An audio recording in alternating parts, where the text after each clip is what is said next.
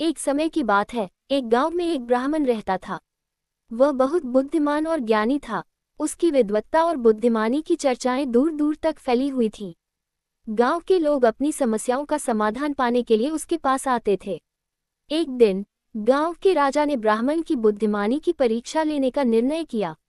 राजा ने अपने मंत्री से कहा, इस ब्राह्मण की बुद्धिमानी की परीक्षा लो और देखो कि वह वास्तव में कितना ज्ञानी है। मंत्री ने एक योजना बनाई।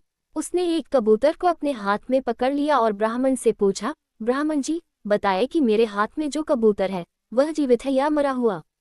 ब्राह्मण ने थोड़ी देर सोचा और फिर मुस्कुराते हुए कहा, मंत्री जी, यह आपके हाथ में है। यदि आप इसे जीवित छोड़ना चाहें तो ये जीवित है, और यदि आप इसे मारना चाहें तो यह मरा हुआ है।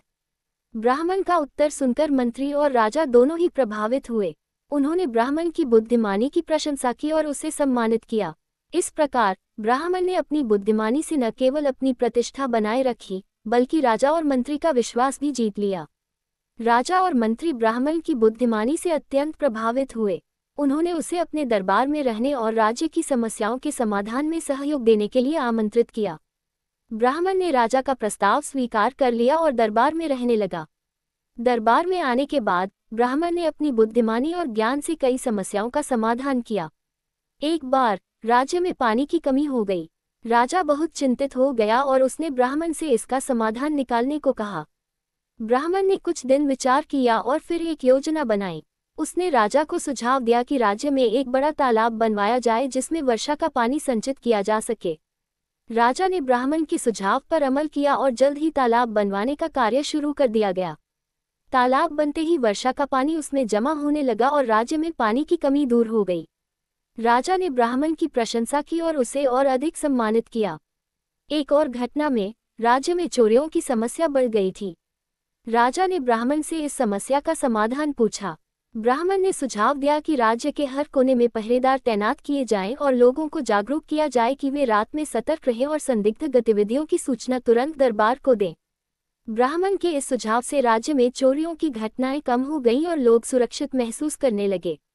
राजा ने ब्राह्मण को और अधिक सम्मानित किया और उसे अपने सबसे करीबी सलाहकारों में से एक बना लिया। इस प्रकार ब्राह्मण ने अपनी बुद्धिमानी और ज्ञान से न केवल राज्य की समस्याओं का समाधान किया, बल्कि राजा और प्रजा का दिल भी जीत लिया। उसकी बुद्धिमानी की कहानियां दूर दूर तक फैल गईं और वह सभी के लिए प्रेरणा स्रोत बन गया। ब्राह्मण की बुद्धिमानी और योगदान से राज्य में शांति और समृद्धि फैल गई थी। एक दिन राजा ने ब्राह्मण से पूछा, तुम्हारी बुद्धिमानी का रहस्य क्या है? कैसे तुम हर समस्या का समाधान इतनी आसानी से निकाल लेते हो? ब्राह्मण ने मुस्कुराते हुए उत्तर दिया, महाराज, मेरी बुद्धिमानी का रहस्य केवल एक ही है, सतत अध्ययन, मनन और अनुभव। मैं हर समस्या को ध्यान से देखता हूँ, उसका गहराई से विश्लेषण करता हूँ और फिर समाधान निकालता हूँ।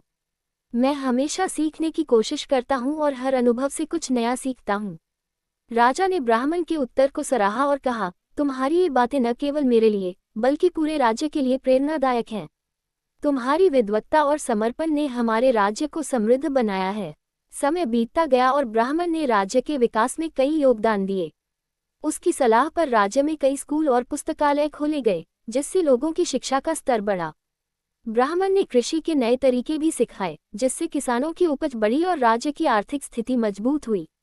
एक दिन ब्राह्मण ने राजा से कहा, महाराज, अब मेरी उम्र बढ़ रही है और मुझे लगता है कि अब समय आ गया है कि मैं संन्यास ले लूं और अपने शेष जीवन को अध्यात्म और ध्यान में बिताऊं।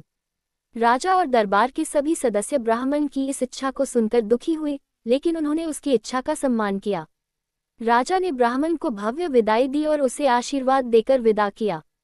ब्राह्मण अपने गांव वापस लौट गया और वहां उसने अपना शेष जीवन ध्यान और साधना में बिताया। उसकी बुद्धिमानी और योगदान की कहानियां सदियों तक लोगों के दिलों में जिंदा रहीं। इस प्रकार ब्राह्मण ने अपनी बुद्धिमानी और ज्ञान से न केवल अपने राज्य को समृद्ध बनाया, बल्कि आने वाली पीढ़ियों के लिए भी एक आदर्श और प्रेरणा स्रोत बन गया। ब्राह्मण के संन्यास लेने के बाद भी उसकी शिक्षाओं और नीतियों का प्रभाव राज्य पर बना रहा। गांव और शहरों में उसके द्वारा स्थापित किए गए स्कूल और पुस्तकालय शिक्षा के केंद्र बन गए। लोग उसकी कहानियों और उसके जीवन से प्रेरणा लेते रहे। राजा ने ब्राह्मण के जाने के बाद भी उसकी शिक्षाओं का पालन किया और राज्य में शांति और समृद्धि बनाए रखी। राज्य के लोग ब्राह्मण के योगदान को कभी नहीं भूले। समय समय पर उसकी याद में विशेष कार्यक्रम आयोजित किए जाते, जहां उसकी कहानियों और शिक्षाओं को साझा किया जाता। एक बार राज्य में एक बड़ा संकट आया। एक पड़ोसी राज्य ने हमला कर दिया और राजा चिंतित हो गया। उसने ब्राह्मण की शिक्षाओं को याद किया और सोचा कि यदि ब्राह्मण यहाँ होता तो वह क्या करता। राजा ने ब्राह्मण की सलाह पर आधारित एक योजना बनाई। उसने अपनी सेना को मजबूत किया और पड़ोसी राज्य से शांतिपूर्ण बातचीत की कोशिश की। बुद्धिमानी और धैर्य से काम लेते हुए राजा ने युद्ध को टाल दिया और पड़ोसी राज्य के साथ एक समझौता किया। ये समझौता दोनों राज्यों के लिए लाभकारी साबित हुआ और एक लंबे समय तक शांति बनी रही। इस घटना ने राज्य के लोगों के मन में ब्राह्मण की बुद्धिमानी की छवि को और भी मजबूती से बिठा दिया।